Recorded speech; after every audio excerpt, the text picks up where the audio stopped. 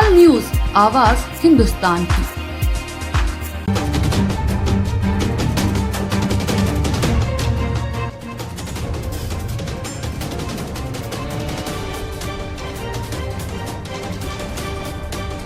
करल सीट पर बोले, पार्टी तय करेगी प्रत्याशी, देश में बैलेट पेपर से चुनाव कराने की मांग पर रही सपा। अब तो एलन मस्क ने भी कह दिया है कि ईवीएम।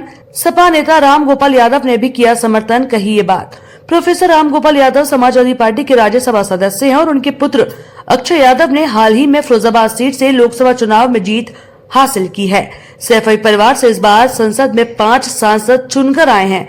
एलन मस्क ने ईवीएम पर सवाल खड़े किए तो उसके साथ कई नेताओं ने बात दोहराई कि चुनाव बैलेट से कराया जाए।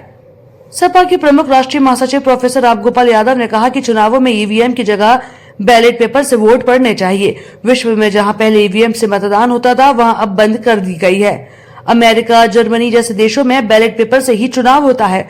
वे सोमवार को सैफई स्थित अपने आवास पर पत्रकारों से बात कर रहे थे। कहा कि अब तो एलन मस्क ने भी ये कह दिया है कि ईवीएम हैक की जा सकती है। राम गोपाल ने कहा कि एलन मस्क दुनिया की सबसे बड़ी टेक्नोलॉजी के मालिक हैं। अब उनका कहना है कि इसमें डेटा फीड किया जा सकता है। हम लोगों का जो संदेह था वह सही है, इसलिए समाजवादी पार्टी बैलेट पेपर से चुनाव की मांग कर रही है। करल विधानसभा सीट पर प्रत्याशी चयन के सवाल पर कहा कि यह मैनपुरी लोकसभा क्षेत्र का हिस्सा है और यहाँ पर पार्टी प्रत्याशी तय करेगी, अभी कुछ कहा नहीं जा सकता। उन्होंने बकरीद की सभी को बधाई देते हुए कहा कि ये कामना है कि पूरे देश में अमन चैन रहे। देखिए, एलन मस्क ने जब कहा कि ईवीएम हैक की जा सकती है तो हैक की जा सकती है। एलन मस्क से बड़ा एक भी टेक्नीशियन नहीं है जिसका ये ट्विटर है, जिसका अब एक्स है, वो एलन मस्क का है। दुनिया का सबसे बड़ी टेक्नोलॉजी का मालिक है।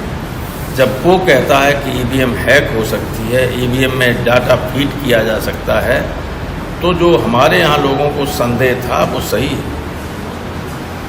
और इसीलिए हम लोग पहले से भी कहते आए थे कि ईवीएम की जगह बैलेट पेपर से वोट पड़ना चाहिए। दुनिया में जहाँ लोगों ने चलाई ईवीएम पहले, वो बंद की और बैलेट पेपर से ही चुनाव होता है। अमेरिका, इंग्लैंड जैसे एडवांस कंट्रीज़ में भी, जर्मनी में भी।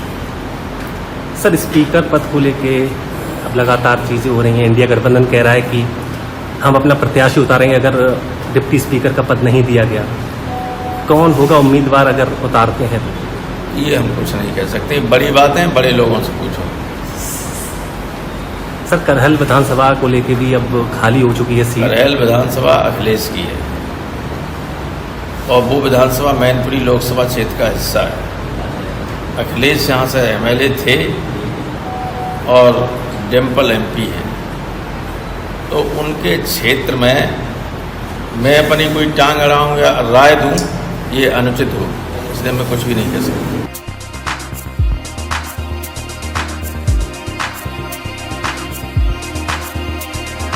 तत्काल न्यूज, आवाज हिंदुस्तान की।